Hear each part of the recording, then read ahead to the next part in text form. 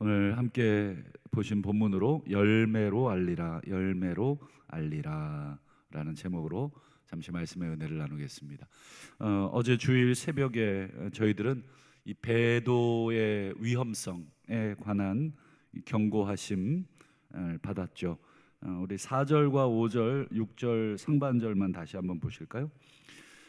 한번 빛을 받고 하늘의 은사를 맛보고 성령에 참여한 바 되고 하나님의 선한 말씀과 내세의 능력을 맛봤다. 그리고 타락한 사람, 이 배도를 말하는 거죠. 다시 새롭게 회개할 수 없다. 참 무서운 경고 말씀입니다. 기회를 줄 수 있지 않느냐, 또 줄 수 있지 않느냐. 우리 주일날도 살폈지만 이스라엘 백성이 끝끝내 이제 가나안 땅 1세대가 들어가질 못하죠. 이유가 뭐죠? 10번이나 하나님을 시험하고 반역한. 더 기회를 줘야 됩니까? 11번째 주고 12번째도 주고, 그러면 언제까지 기회를 줘야 됩니까? 끝까지 줘야 되는가 하는 질문이 나오죠. 여기도 보면 4절과 5절이 정말 하나님의 은혜를 그냥 이 껍질만, 그냥 표면적으로만 경험한 분들이 아니라 온전히 경험한 분들, 하늘의 은사, 성령, 말씀, 내세의 능력, 이런 모든 표현들이 그저 거칠애로 형식적으로 이 하나님의 은혜를 경험한 사람들이 아니다 하는 것, 정말 깊은 하나님과의 관계, 성령 다 들어가 있는 이 모든 경험들, 어찌 보면 하나님의 선택을 받았다고 할 수 있을 만큼, 누가 봐도 자타공인, 나는 하나님의 선택을 받은 그런 사람입니다라고 표현할 수 있죠. 그런 사람이 6절 상반절 보니까 타락을 한 것입니다. 그러니 이 타락을 어떻게 해석할 것이냐, 과연 하나님이 선택한 사람이 타락할 수 있느냐, 여러분 어떻게 생각하십니까? 하나님이 선택하셔서 은혜를 있는 대로 다 경험하게 한 그 사람이 하나님을 향해 돌아설 수 있느냐? 성경이 그것에 대해서 오늘 본문도 있다, 타락의 가능성. 그리고 구약 성경의 역사를 봐도 이스라엘 민족들이 그런 타락을 했다. 하나님의 선민이고 하나님의 은혜를 얼마나 경험했습니까?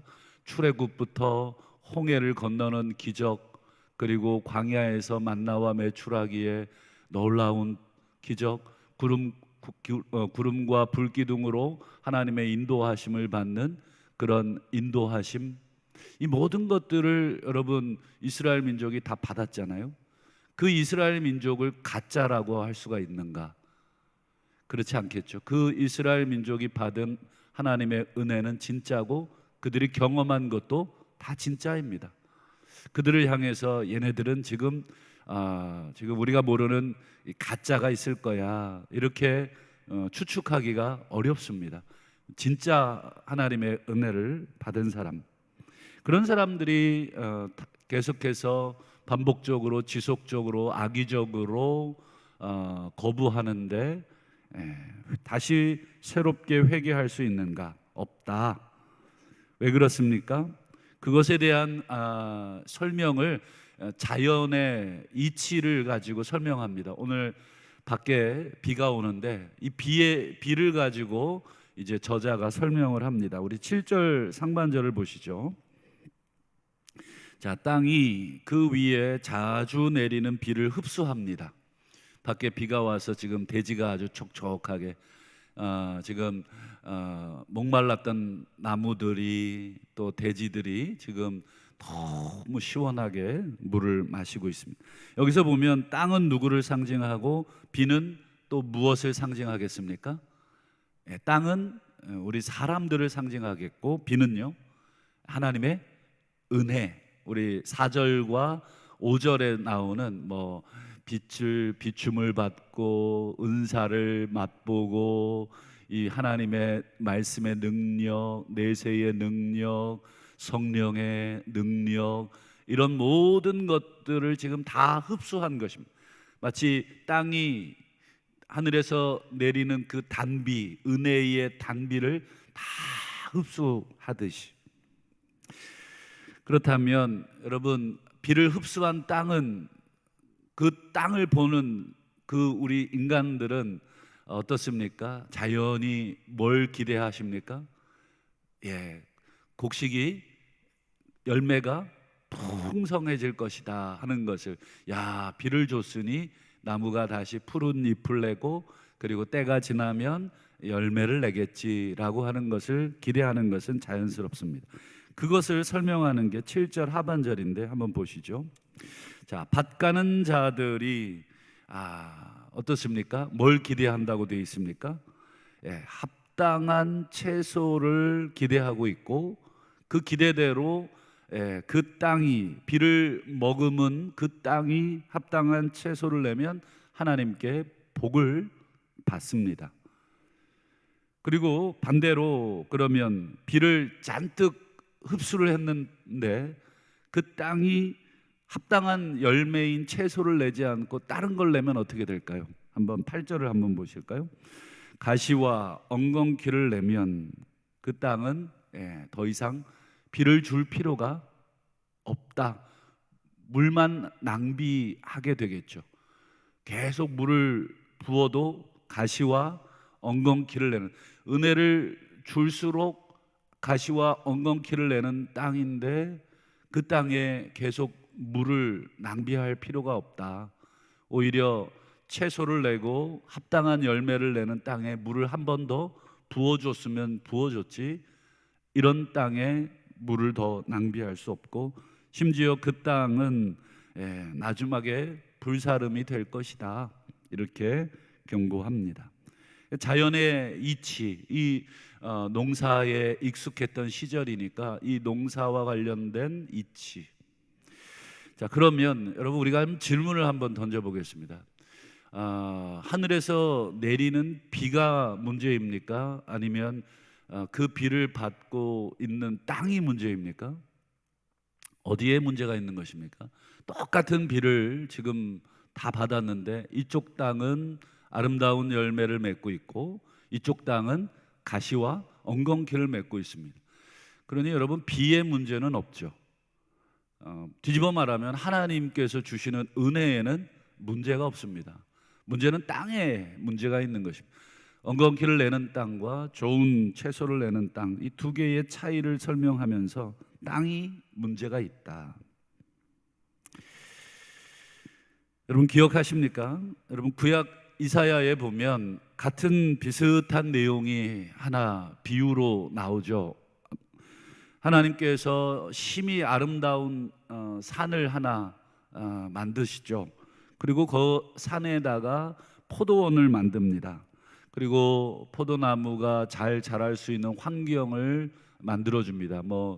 돌멩이들도 다 치우고, 그리고 포도나무도 아주 좋은 것, 제일 좋은 포도나무를 심어 놓습니다. 그리고 망대도 세워서 도둑놈들이나 또 여러 가지 들짐승들이 나무를 해치지 못하도록 망대도 세우고 울타리도 둘러드리고 다 그렇습니다.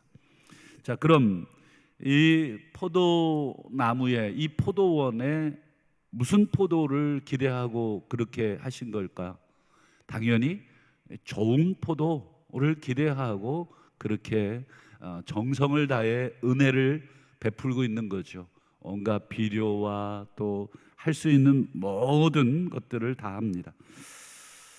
하지만 좋은 포도를 내지 못하고 들포도를 맺습니다. 그래서 결국 이렇게 하나님이 슬퍼합니다. 한번 보시죠. 1절과 2절을 한번 보실까요? 내가 사랑하는 자에게 포도원이 있으며 심히 기름진 산, 땅을 파고 돌을 제거하고 극상품 포도나무 심고 그 중에 망대를 세우고 술틀까지 예비해 둡니다. 그리고 좋은 포도 맺기를 기대하죠. 그런데 들포도를 맺었습니다. 전혀 기대하지 않았던 그런 열매가 나오자 하나님이 깜짝 놀라시면서 이렇게 말씀합니다. 4절 한번 보시죠. 내가 내 포도원을 위하여 행한 것 외에 무엇을 더할 것이 있으랴. 내가 더할 게 없다. 내가 좋은 포도 맺기를 기다렸는데 들포도를 맺음은 어찌 됨인고. 지금 포도원 주인께서 너무 놀라고 있고 내가 더 이상 줄 은혜가 없다는 것입니다. 내가 이 이상 어떤 은혜를 줘야 될까? 만나를 더 줘야 되나? 아니면 메추라기 말고 또 새로운 신선한 고기를 더 줘야 되나? 또 홍해를 건너는 기적 말고 더 센 기적을 줘야 되나? 하늘의 구름으로 또 밤의 불기둥으로 보호해 주는 거 말고 뭔가 좀 더 강력한 그런 것들을 더 줘야 되나? 더 이상 줄 게 없다는 것입니다. 하나님이 줄 수 있는 모든 최상의 것을 다 주고 그들에게 뭘 기대했습니까? 아멘하고 가나안 땅, 약속의 땅에 들어갈 것을 기대한 것뿐인데 거기에다가 하나님이 기대한 것 외의 반응을 받은 거죠. 원망하고 불평하고 그 앞에까지 10번이나 그 원망과 불평을 참고 또 참고 어떻게든지 간에 그 은혜를 베풀고 기다리고 왔는데 마지막에 더 이상 할 게 없다는 것입니다. 내가 더 많은 은혜를 주면 이들이 순종하고 좋은 열매를 맺을까? 그렇지 않다. 그러면 여러분, 들포도를 맺은 포도나무는 어떻게 해야 됩니까? 그 땅은 어떻게 해야 됩니까? 계속 또 사람 써서 퇴비 갖다 넣고 또 울타리 더 수리해주고 더 많은 은혜 부어줘야 되는가? 결론입니다. 이사야 5장 5절 6절입니다. 이제 내가 내 포도원에 어떻게 행할지를 너희에게 이르리라. 내가 그것을 황폐하게 하리라. 그리고 또 구름에게 명하여 그 위에 비를 내리지 못하게 하리라. 오늘 히브리서 본문에 이 비라는 말, 땅이라는 말 나왔듯이 이 이사야 5장에서 가지고 온 이미지입니다. 더 이상 비 외에 더 이상 줄 게 없잖아요. 땅은 물만 잘 줘도 어떻습니까? 그 곡식을 잘 내게 돼 있습니다. 뭐가 문제인가? 포도원 주인의 정성, 우리로 얘기하면 은혜가 부족한 것인가? 내게 좀 더 큰 은혜가 있으면 내가 하나님을 더 잘 섬길 수 있는가? 포도원 주인의 정성이 부족한 것인가? 은혜가 부족한 것인가? 그렇지 않다. 포도나무에 문제가 있는 것이다. 말씀을 맺겠습니다. 여러분, 먼저 나 자신을 한번 되돌아보시고 내가 정말 하나님의 은혜를 경험했다고 자신 있게 말할 수 있는가? 나는 하나님의 살아계심을 확실히 체험했다고 말할 수 있는가? 그러면 하나님이 나에게 은혜를 주셨다는 것인데, 그러면 은혜를 주신 그 하나님은 뭘 기대하실까? 마치 땅에 비를 준 하늘은 그 땅에 열매를 기대하듯이 우리에게 은혜를 주신 것은 그 은혜 자체로 끝나는 게 아니라 그 은혜에 대한 반응과 열매를 기대한다는 것입니다. 그러니 은혜를 받았다는 것은 좋은 것이지만 동시에 무거운 책임감을 우리가 느껴야 하는 것이고, 책임감까지는 아니더라도 자연스러운 내 삶의 은혜에 대한 결과, 열매가 있는가? 다행히도 오늘 히브리서 이 교회 이 공동체는 하나님이 원하시는 은혜의 열매를 맺은 것 같습니다. 한번 10절을 한번 보실까요? 하나님은 불의하지 않다. 하나님은 잘못이 없다는 것입니다. 은혜를 덜 줬다, 은혜가 부족하다, 하나님의 정성이, 나를 향한 하나님의 정성이 부족하다, 이렇게 말할 수 없다. 하나님은 불의하지 않다. 무슨 뜻이냐면 뒤에 나오는 말을 보시죠. 너희 행위 그 이름을 위하여 나타낸 사랑으로 성도를 섬긴 것, 그리고 지금도 섬기고 있는 것 하나님이 잊어버리지 않으실 것이다.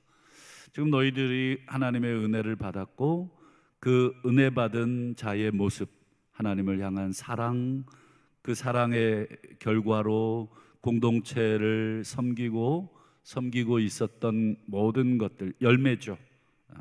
그 열매에 대해서 하나님이 잊어버리지 않고 있다. 오히려 열매를 맺는 가지가 더 잘 맺도록 가지치기도 해주고, 주변에 열매 못 맺는 가지들은 다 잘라내서 영양분이 새지 않도록 한쪽 가지에 열매를 잘 맺는 가지가 더 크게 맺을 수 있도록 그렇게 하나님께서 하고 계신다.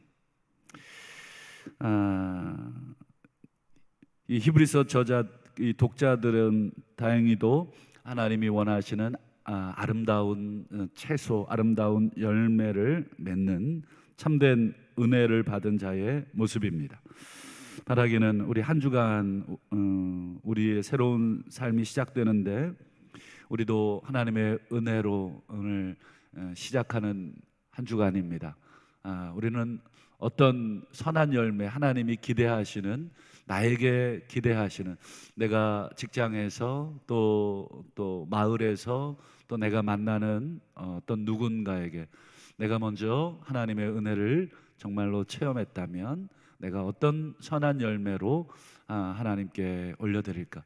그것은 사람을 기쁘게도 하겠지만 궁극적으로는 하나님이 기뻐하시는 것이라 하는 것을 기억하시고 한 주간도 우리 주인께서 기대하고 원하시는 삶의 아름다운 열매 가득 맺어 드리다가 또 복된 주일 우리 하나님 앞에 그 열매를 가득 안고 예배하시는 우리 모두가 될 수 있기를 주님의 이름으로 축원합니다.